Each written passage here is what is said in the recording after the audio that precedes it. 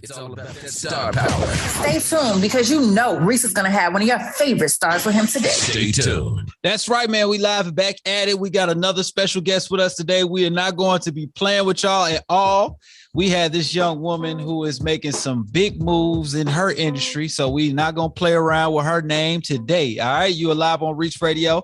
Let me do this first before we get this thing all the way jumped off. Shout out to CNVA 107.5 in Charlotte. Shout out to Michigan, Indiana, and, of course, Miami with the show The Game that I'm part of with my boy, Potty Ali. You know you locked in with your boy, Reece, right here on this Tuesday, and we're going to break it down for you right now with our special guest, Dr. Isha Metzger is in the building. Y'all make some noise for that. Yes, sir. Boom, boom, on fire.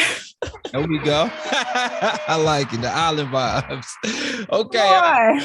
Let's get all the way into this thing. We're not going to play around with it. All right. So you come highly recommended to the show because we always try to bring somebody that, you know, can add to the culture. And the stuff you're doing with mental health awareness, helping people deal with trauma is something we need right now. And then you're fighting it on the grassroots level with helping people directly. Then you helping other people to help people. And then you fighting it politically too. So we got to talk about all that. All right. Let's do it. You're right. It is a multi-level approach to, like you said, attacking systemic racism and all the issues that we're facing across society. So I'm happy to jump right in and talk about it. All right, let's do it. Let's go ahead and give you your biggest intro ever because we like to do that around here, okay? So if you're ready for the biggest intro ever, just go ahead and give me a, oh, yeah. Oh, yeah. All right, Dr. Isha Metzger is a licensed clinical psychologist, director of the Empower Lab, and owner of the Cultural Concepts Consulting. She helps people through concerns that include, but are not limited to, anxiety, mood swings, substance abuse, risky sexual behaviors, and self-harm. This is where it gets sticky. It's not just stuff you can look up on her bio. Okay, well, some of it might be. We ain't gonna tell nobody else. Dr. Metzger is not only a first-generation AT alien by way of our motherland, specifically speaking Sierra Leone, but she also holds multiple degrees in top institutions like UGA and SC and shares her knowledge at prestigious university campuses like Yale and Georgia State. She holds awards in research and is named in the top 40 under 40. She's could respectfully double as a model by judging by her Instagram pictures and candid, flicks on the beach. All right. Dr. Isha Metzger is live on the Reece Show. Y'all make some noise for her. Yes, sir. Listen, I need to record that. I need this. I need that intro for everything. You're right about it. It's recorded. It's live now, right now. We on YouTube. We on ReecRadio.com, and we will get you a copy, Miss Lady. I'm going to repost it, right? I'm going to use, that's my intro from now on. I appreciate that. That's what the biggest intro ever is up for. Let's get down into it now. We named all of that stuff, but what does it really mean and what will it mean for our audience? It means that you're helping people on a mental health front. And we've seen so many instances, especially on the news, TV, CNN, Fox, whatever. People are having mental health breakdowns left and right. Even when it comes down to famous people, we see it on Instagram, folks, you know what I mean, going through it, but you're helping people through these things. What made you want to focus on like mental health? I think it started early on. So you mentioned that I'm from Sierra Leone, West Africa. So I think that early on, just seeing myself, seeing my family members who were refugees from the Civil War. And then you said I'm a AT alien. So growing up in College Park, right, just seeing how many differences there were between myself and my friends in the neighborhood. And then I was bused up to Sandy Springs for elementary school. So really just being a part of the system pretty early on, I realized that the differences that I was seeing and the strengths that I was able to bring out of myself and through my family was really based on kind of mental health and the way that I was thinking about myself and my environment, and kind of even the family and community issues that we were going through. Just kind of early on, I realized that it all starts in your mind, and then it all starts about how you think about yourself and about other people and the world around you. And that really kind of influences the ways that we are able to navigate and succeed in society. So understanding pretty quickly that it starts up here, and that's where health really has an impact for us. I had like a trickle down effect. I can see that right now. You tuning in to Reece Show Live. We got Dr. Isha Metzger. She just taught me how to say her name, so I'm gonna keep saying it. I love it. I see you, Isha. I appreciate it. No problem. That's really dope. When you talk about it came from self. You were probably a kid that was a little different than other kids coming to school. I was felt the same way because I moved around a lot. So my elementary school years, I was a new kid on almost every single school, every single year. Right. And you come with challenges. And you saying that you're growing up on 3 different fronts. You're already coming from an immigrated family. You're on the South Side. We know inner city growing up already has its own challenges to deal with. And then you're getting bussed up to Sandy Springs, which is a whole nother demographic. Right. So just the people looking worldwide that may not understand the demo, you're talking about the South Side, which is like inner city. Okay, that's most major cities and mostly African-American or Afro-American, right? Black. Then you move up to Sandy Springs just to go to school, which is predominantly white. You're talking about more of a social economic difference. So you got people with more money up there. So the school system is different. Unfortunately, that's the way it is. It's not a school system. And you're taking in all that as a kid.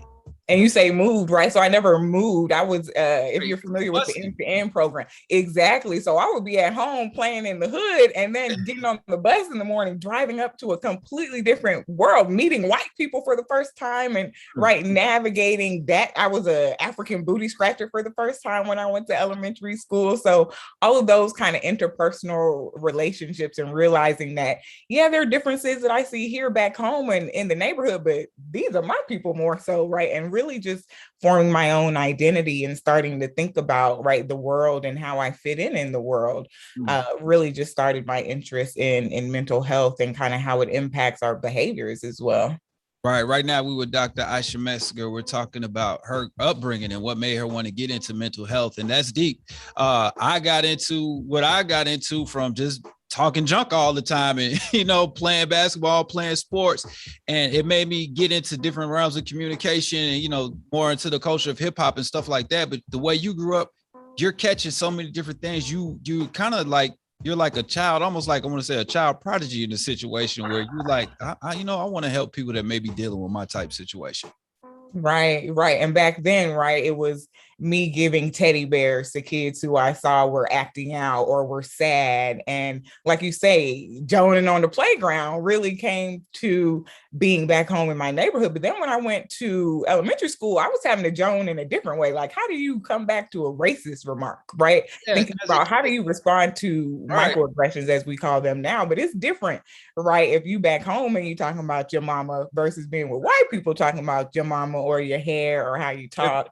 It's a different type of comeback that we have to learn how to navigate as well. Yeah, unfortunately, we do have the things in a race. So like people, we got colorism, we have different things, right? And then we have American blacks that have different issues with immigrated blacks, right? Africans, Haitians, anybody. So you're talking about you in a neighborhood and you got another black kid and they call you a slur, and in their mind, they're just joking. Whether, like you said, African booty scratcher, right? Then you go up to a white neighborhood and this white kid says that it hits different. It hits real different, right? You can talk about me at home. We can talk about each other, but it's different when you step outside of the neighborhood and you're talking about each other. You're right. Yeah. How do your parents help you navigate through that? Did they tell you like, okay, just ignore that? Or they tell you hit it head on? Like, what is that like? So what I'll say academically is that my parents helped me navigate it through a process called racial socialization. So we talked about racial pride messages and things that I should be proud of about my heritage, about my physical appearance, about my academic achievements, about those from people that came before me, right? And that is able to kind of mentally block the other messages that you're receiving. They also prepared me, like you said, for those barriers that I would face. So for colorism, as well as kind of racial slurs that I would face. That's academically, right? So in the day-to-day, that looked like if they call you this is how you respond. That looked like my dad physically coming up to the school and saying, listen, nothing's wrong with my daughter. She's smarter than all of you people, right? So she's actually speaking 3 languages and you guys are thinking that she's emotionally deficit or that she has vocabulary acquisition problems. The first time I got called the N-word, my dad told me, you go back to school tomorrow and either you come home suspended or you're getting dealt with at home, right? So I was having to. It sounds like my dad. Like, hey man, you're not gonna let them folks do nothing to you that you can't do nothing back to them now. Exactly. Good parenting. Either you get in a fight or we getting in a fight. So I had to go get in a fight, right? Right. And you turned out all right. I turned out all right. And now, right, thinking back, I learned how to advocate for myself. Now, when you introduce me, you say that I'm an advocate, right? So I'm able to now talk to other kids about, all right, I know you want to fight. Let's talk about what that fight could look like, right? Let's talk about how you can leave a paper trail. Let's talk about who you can go report that to at school. Let's talk about the noise that you can make with that anger that you feel and the systemic changes that you can make. So certainly it started from, like you said, my mom and my dad saying, no, we're not taking that. And we haven't taken that and we won't in the future. And this is how we address those issues. And certainly those conversations led to, like you said, what the work is that I do today. Right now, we were Isha Metzger. We're talking about it. And I don't want anybody to get confused without saying, I don't want you going out there fighting to tell your kids beating folks up. But I do want everybody to let their kids know it's okay to stand up for yourself. It's okay to tell somebody that, hey, okay, you don't like the way I look, but listen, I'm super smart and I like the way I look. You're on yourself. So I like what you're saying. I love what you're saying. I feel like you've done some of this work already. And that's absolutely right? So we validate a kid when they say, I'm feeling angry or I feel like I want to fight. And the response is absolutely, you should, and you should want to defend yourself. And this is how we can. And what you just gave was a perfect example, right? This is what you can say in response. And this is what you know about yourself. And it's that sense of identity and that sense of pride that allows you to say, okay, not only do I know these things about myself, but I'm not going to allow you to bring me down this other path, right? That ends up with me being in trouble or getting suspended or getting expelled or going to jail, right? Or getting killed, right? Because all of these things happen more for people like us. So really just taking all those things into consideration and at the end of the day, knowing, okay, I'm going to win, right? I do know that about myself. Yeah, but you are winning. Let me hit this hype bell. We got a hype bell around here that we like to punch when people say great things, and you are doing just that, Miss Lady. Right now, we're at Reec Show Live. We got Dr. Metzger. We're talking about her journey. Now I want to talk about the new journey. Well, not really new, but something that I haven't seen too much. Not only are you helping the people, but you're helping other people to help people. How did you get into this line of work where you're training other people to be psychologists or to identify these mental health issues and attack them?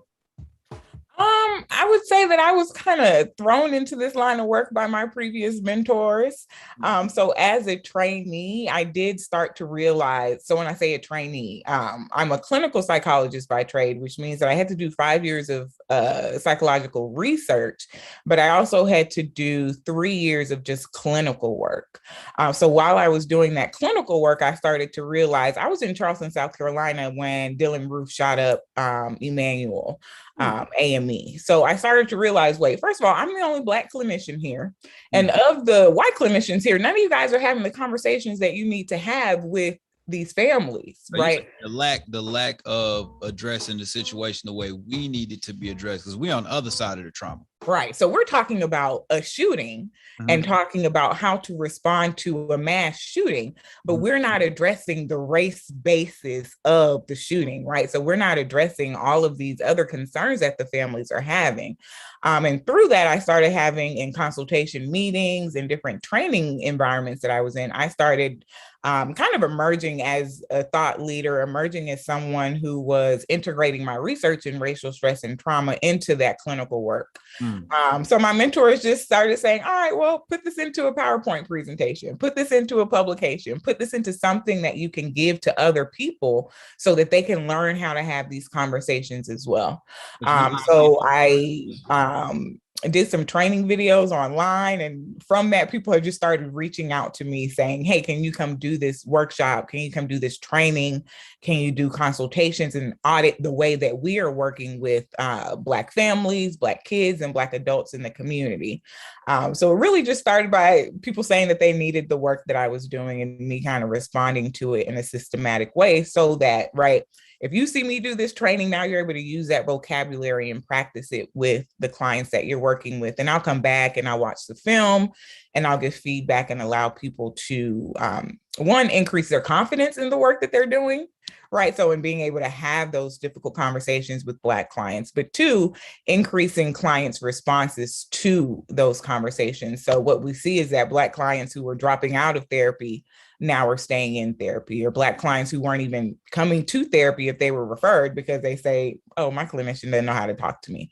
Yeah. Now they're staying in, now they're coming, and now they're seeing those benefits.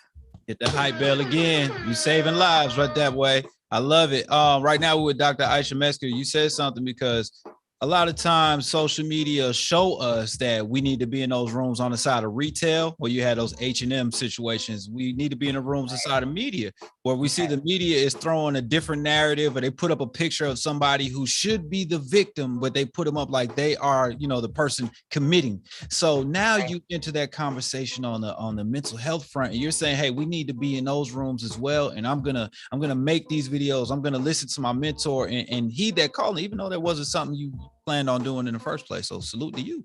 Right. Thank you. And I do think that, like you're saying, it has been more impactful, right? So it's not just me who's able to have these conversations. I barely see clients now at all, right? But all of the people that I'm working with and having these trainings with now, they're out able to have these conversations, and they're having them more effectively, and they're more confident when they're having them. So I do think that that's a great benefit of the work too. We need to do that. We need more of that, because I've seen a therapist and I was like, this person is not connecting with me at all, because they don't understand the culture. They don't understand any of my struggles. They're going off of what they know and what the book says, but they've never been in that. So I get it. Right now, Dr. Isha is schooling us, and we right here with our notebooks. How was this work going for you during the pandemic? I mean, how's it going for everyone during a pandemic? The world is ending, right?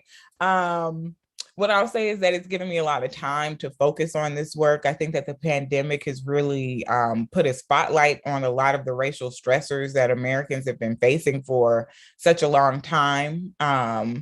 I think the pandemic allowed us time to kind of sit down and do the work. So a lot of the trainings that I was having to fly out to do, now I was just doing on Zoom virtually. So as opposed to reaching 2 organizations in a week, I was meeting 2 organizations in a day. So it was a time of being able to amplify and increase this work, but at the same time, right, it's hard. We're all trying to survive. We're all navigating, right, coronavirus and those uncertainties. I am in my sister's basement right now. That to be the answer to the question. I mean, it changed for everybody. And then people were able to find a way. Like you said, you were able to. Now you're reaching more people, even though it's not as personal, but you're still able to touch the masses. So we salute you for that, for keeping that work going, especially this time. We need that. Like, a lot of people are looking inward, and then we may not like what we see when we look inward. So we need a mental health advocate or a psychologist, somebody like you, to help us get through that. Yes. And I will say, as much as you are on FaceTime and as much as you are on Zoom like you are right now, if you could just make an additional appointment, if you're dealing with any stressors, jump on. There are mental health practitioners. Everyone's doing telehealth right now. And that's because of the pandemic as well. So certainly if it was a barrier for you to take off work or to go and get an appointment with somebody after work hours, take advantage of kind of this opportunity that we have right now to have these kind of face-to-face but virtual meetings with people who can help talk through these very many stressors that we're all going through right now. Yep, absolutely. Dr. Isha Metzger, she's hooking us up with some information. Now, how do we identify with a person that may be dealing with something? So if I walk up to my homeboy, he's limping, I can say, hey, bro, might want to get your leg checked. Now, I don't like the way that looks, but I may identify something with a person I care about, love, or I'm associated with mentally, and say, I don't know how to address that person. Say, hey man, you need to go see a shrink. How do you say that without offending that person? Do you have a suggestion for that? Yeah, so I think that comes in kind of 2 parts, right? So one is, if you see somebody who has a limp, right, that is something that you can point at and identify and say, hey, I feel like you're limping, or I feel like you're more angry or more stressed than usual. I feel like you're dealing with more problems than usual. Maybe you could benefit from somebody who's trained in helping people deal with problems like that. But what do you do if you have somebody who you can't even identify that limp, And it's just somebody who, right, they're just generally more angry, or they're just generally, you're noticing, being more exposed to these sorts of stressors. It can be a benefit to say, right, not that you need to go to the doctor to get fixed, but we periodically go for checkups, right? We periodically even go to the gym, and we eat right, and we do different things to take care of ourselves. Right. So something else that we can do in addition to nutrition and physical activity is that mental health part. And just like we go for yearly checkups at the doctor, just like we might go to a personal trainer once or twice a week, you also could go and talk to somebody once or twice a week just to make sure that you're keeping in shape mentally, or just to make sure that you're keeping in shape in terms of your behavioral strategies. So when we talk about mental health a lot, I do always focus on the mental part of it. So if you have any thoughts or emotions that are distracting for you or problematic for you, but also behaviorally, right? So if you're noticing that you are acting out or lashing out or more angry, or your relationships are more strained, those are different things that you can look at in someone that you care about and say, listen, they're trained people who can help you with these problems you're having at work or with your friends or in your community even. Right. Absolutely. I love the way you just put that. It makes it easy or simpler than, hey, maybe you should just go get, checked out. And it's not like you're going to admit yourself. It's just going to somebody because they may be understanding what you're going through. And especially they've been through your training. I already know they're going to be able to connect. and truly, so what it is it's our, like you said, it's our job as trained psychologists to be able to say, listen, whoever you are who comes into my office, I know nothing about you, right? I have a very small portion of training, but you are the expert in your experiences. So my job is really to get to know you and what your strengths are and what your experiences are so that we can use the little bit that I know to help you. So it really is a kind of joint process where the person who comes in is in the driver's seat and you're just really guiding them and helping them to those strategies. And to see clearly. I love it. I talked to Dr. Nicole last week, and she was saying something similar. Some of the people that may have hangups about seeing a mental health physician is that, oh, this person is going to judge me. But you kind of hit it on the head right there and said, no, I'm working with a clean slate. There's no prejudgment. I just want to help guide you through whatever you're going through. Yeah, man, come on. You need to be a therapist. So if you said that to a client in the first day, a lot of the issues that we have, even the ones that you talked about having with your therapist, right? Those walls would all be dropped. Right. But we as therapists have to be able to have that very simple, you just said it in 60 seconds, right? But having that conversation makes such an impact. Mm-hmm. Absolutely. Dr. Isha Metzger is sharing her beautiful mind with us right now. I do want to ask you about this because we've seen so many things on Instagram with these crazy Karens and stuff like that with the police. But you have a racial trauma guide online. Tell us a little bit about that and how people can tap in with it. Okay, so what you do is you pick up the racial trauma guide, and if you see a Karen, you throw it at her head. No, I'm kidding. So the racial trauma guide is an online guide that allows caregivers, that allows individuals in the community, it allows adults, emerging adults to really go through at their own pace, at their own kind of liking, to read resources, to read information about racial stressors and how they impact our thoughts, our feelings, our behaviors. Also, their strategies and resources around being an ally. We talked a lot today about being an advocate. So a lot of times we want to help, but we don't know how. So there are specific resources for how to be a good ally. There are resources for having conversations with your kids about race, right? So we're having this conversation very casually, but imagine if I was a 12-year-old, right? A lot of caregivers say, I don't know how to talk about this. So we have resources for having those conversations. And then for teenagers and emerging adults who are interested in kind of working through some of the cognitive, so the mental strategies that we talk about. So when you want to fight, what else can you do, or how can you fight effectively? The racial trauma guide is also associated with the racial care package that teens can utilize, and strategies that they can kind of follow along. Again, with myself and my graduate students, we do training videos, we show demonstrations for in the moment. How do you respond to somebody if they call you a racial slur or if they give you a backhanded compliment? How do you calm your body down, right? If you're clenching your jaws and your heart's beating really fast, what behavioral strategies can you utilize? All of those are on the racial trauma guide and on the care package for racial healing. I love that. Let's go ahead and bookmark those right there. We're going to post it on our website too, so people can check it out, and on our Facebook pages, because that's beautiful work that you're doing. Thank you so much. And you did. So you mentioned my personal Instagram earlier. Please, you guys, don't follow that. It's a mess. But you can and you should follow the Empower Lab on Instagram. We are doing a lot of great work around the conversations around racial trauma and racial healing and racial socialization, which is the conversation that we can have with youth in our communities about racial stressors. But if you are interested in travel and my family and my nephew, then certainly you can check out my personal Instagram as well. Great stuff. All right, let's get into our fast five. These are questions that I'm going to ask you, and you just answer the best of your ability. You cannot pass on these questions. No, I'm just playing. Come on, pop quiz. All right. Is this like a first thing that comes to mind? Yeah, first thing that comes to mind. All right. It could be one word. Here we go. Dr. Isha Metzger's fast five. What is your guilty pleasure? Oh, it used to be Bad Girls Club. Right now, it's a podcast called Poor Minds. They are two women from Atlanta, and they are my friends in my head. So that is my guilty pleasure right now.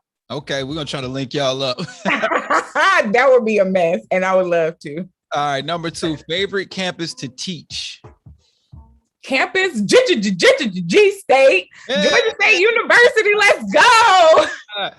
Drop that laser. G State, Panthers, stand up.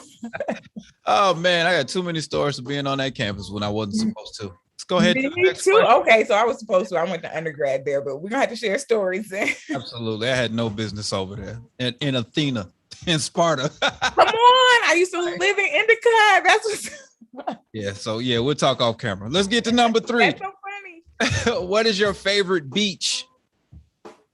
Ooh, number 2 river is in Sierra Leone. It has orange sand.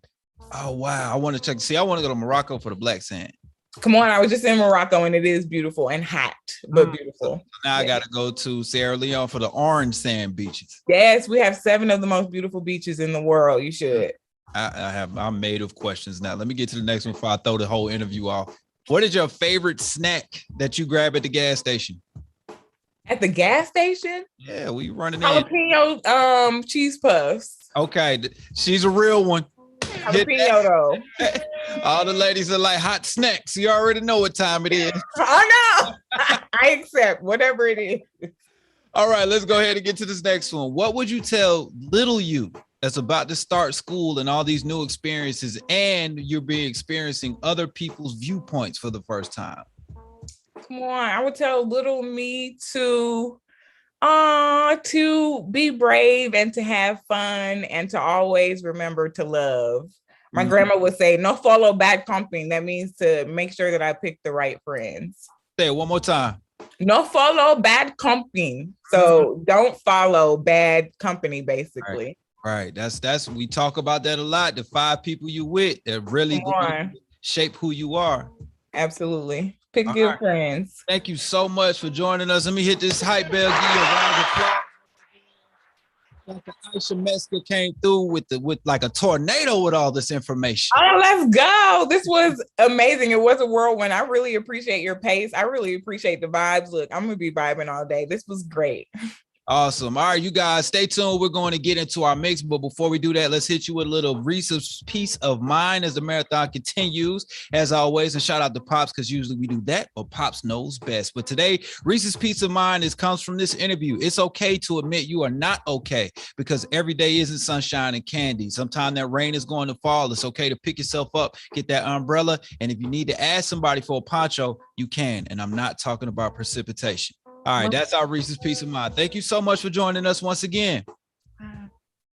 Amen. Thank you for having me. Listen, I'm going to sleep on that one. That is amazing. And certainly allow a mental health practitioner to be that umbrella if you need one. Call us. We're here to help. All right, let's get into this mix with my homie DJ OS. But first, DC Young Fly would Leave Me right here on Reec Radio.